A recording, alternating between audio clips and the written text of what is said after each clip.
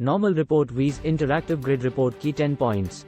Here are 10 points outlining the differences between a normal report and an interactive grid report in ORACLEAPEX.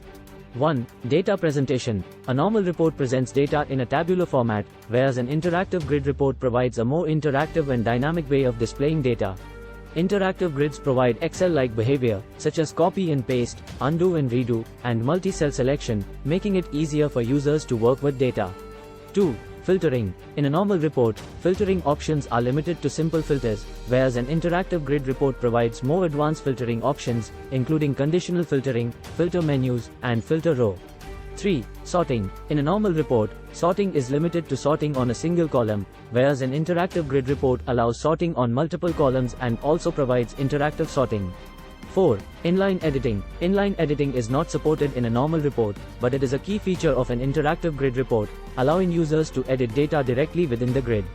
5. Column reordering. In an interactive grid report, users can easily reorder columns by simply dragging and dropping them, whereas in a normal report, this feature is not available. 6. Dynamic actions. Interactive grid supports a wide range of dynamic actions, which can be used to create custom behavior when users interact with the grid, such as hiding, showing columns, filtering data, and highlighting rows.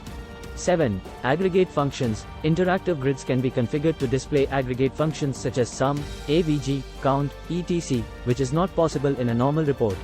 8. Integration with other features. Interactive grids can be integrated with other Apex features such as charts, pivot tables, and calendar, providing a more comprehensive and interactive user experience. 9. Performance. Interactive grids have better performance when dealing with large datasets compared to a normal report.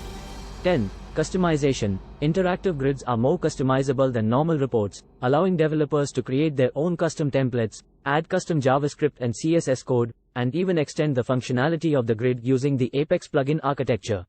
Thanks for watching.